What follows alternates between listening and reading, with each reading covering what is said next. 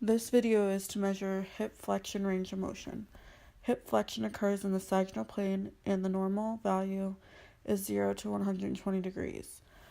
The patient is going to be laying in the supine position.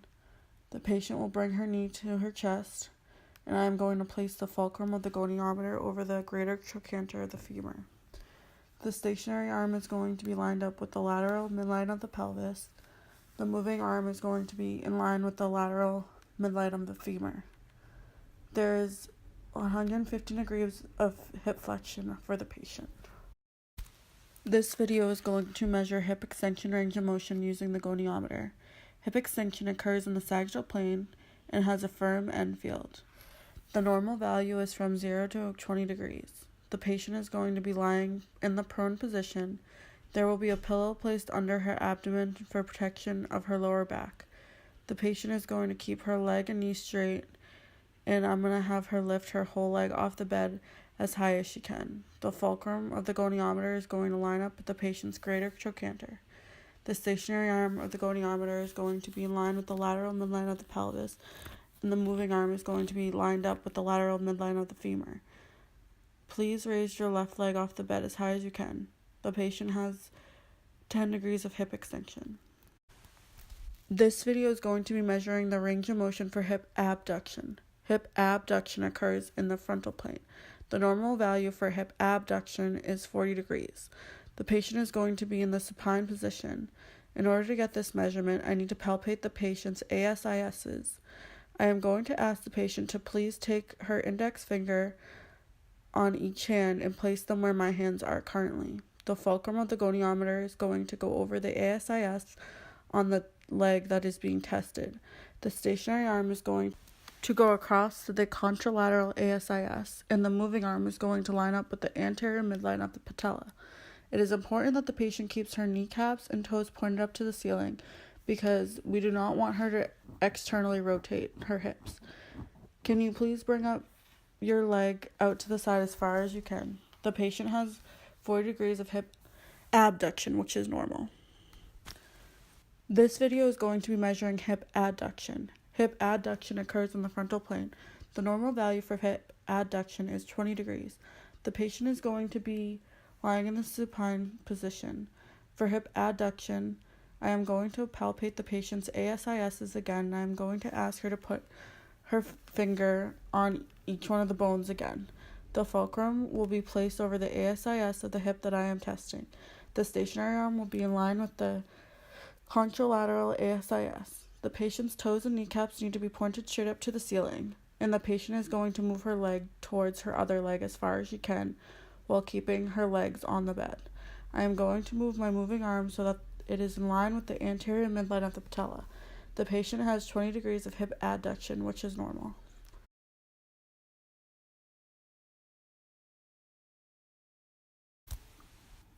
This video is going to be measuring hip internal and external rotation. The fulcrum of the goniometer is going to be placed at the middle of the patella. The stationary arm of the goniometer is going to be perpendicular to the floor.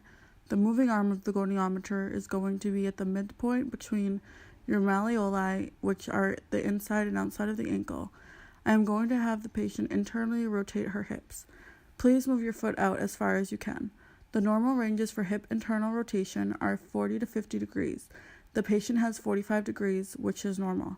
For hip external rotation, we are going to go in the opposite direction. The patient has to move her leg that is not being tested back, because if she does not, her other leg will hit it. The normal ranges for hip external rotation is 45 to 50 degrees. The patient's results is 50 degrees, which is normal. So we are working with hip flexion with gravity resistance of the iliopsoas. I will place the patient in the seated position, and I will stabilize their ipsilateral iliac crest while they lift their leg. I will apply resistance over the anterior aspect of the distal thigh while the patient extends their hip. I will now place the patient on their side for gravity eliminated with the iliopsoas, and the patient will lift their top leg in the air, and I will stabilize the pelvis as they flex their hip. Now we are working with hip extension with gravity resistance with the gluteus maximus, the semitendinosus, semimembranosus, and biceps femoris. I will place the patient in the prone position, which is located on their stomach, and I will stabilize the ipsilateral pelvis. I will then palpate the gluteus maximus, and I will apply resistance over the posterior aspect of the distal thigh in the direction of hip flexion.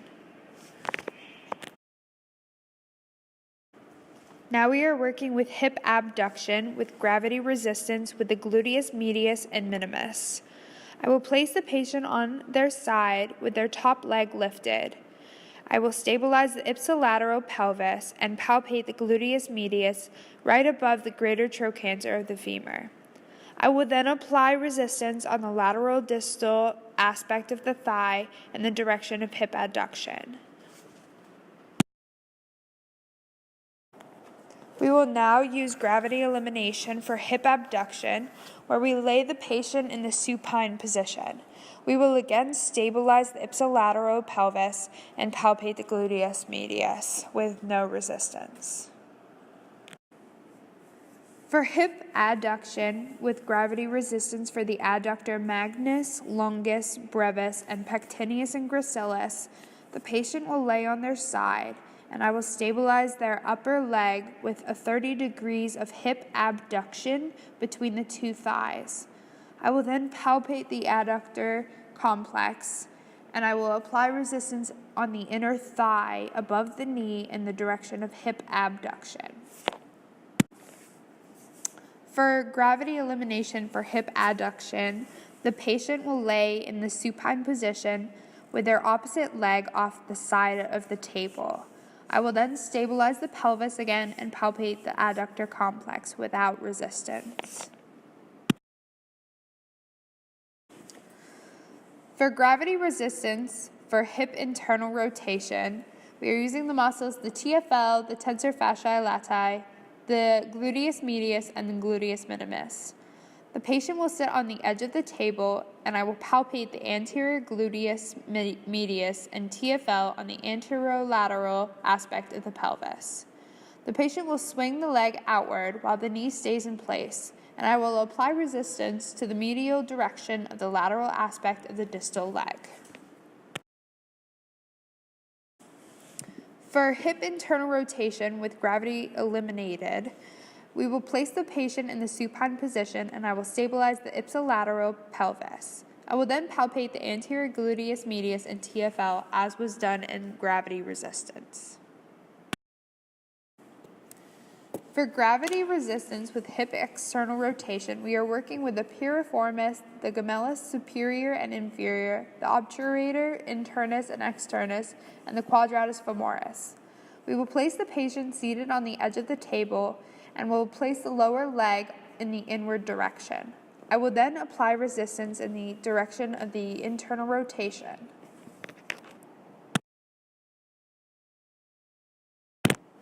For gravity eliminated, I will place the patient in the supine position and will stabilize their ipsilateral pelvis.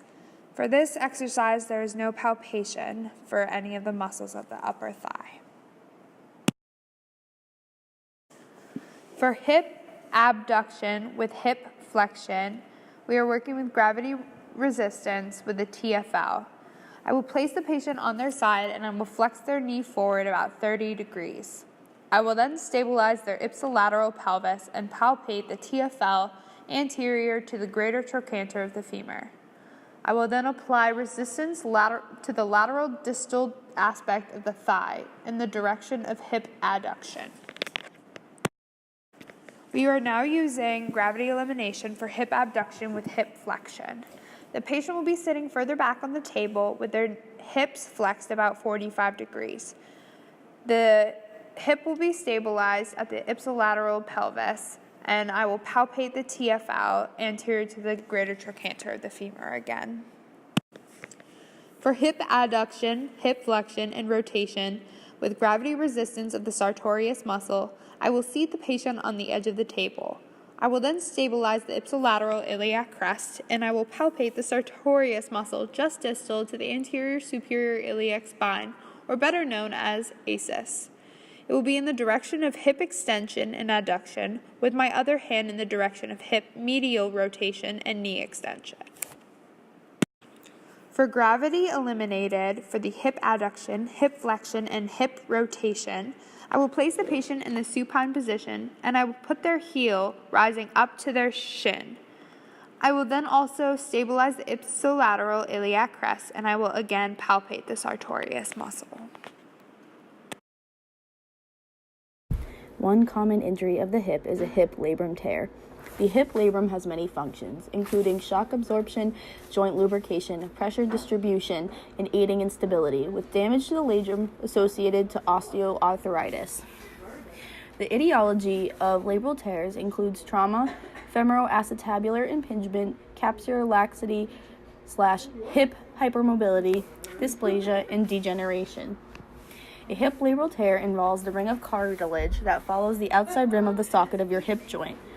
In addition to the cushioning of the hip joint, the labrum acts like a rubber seal or gasket to help hold the ball at the top of your thigh bone securely within the hip socket.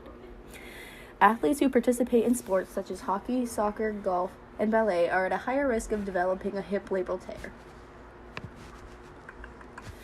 Some symptoms of hip labral tears usually have no signs or symptoms. However, there's experiences with a locking, clicking, or catching sensation at the hip joint, pain in the hip or groin, or stiffness or limited range of motion in the hip joint. There are multiple causes of the hip labral tear, including trauma, structure abnormalities, and repetitive motion. Trauma involves an injury or dislocation of the hip joint, which can occur during car accidents or from playing contact sports such as football and hockey. Structure abnormalities are when people are born with hip problems that accelerate the wear and tear of the joint, eventually causing a hip labral tear. Repetitive motions in physical activities, including sudden twisting or pivoting motions, common in golf or softball, can lead to wear and tear of the joint that ultimately results in a hip labral tear.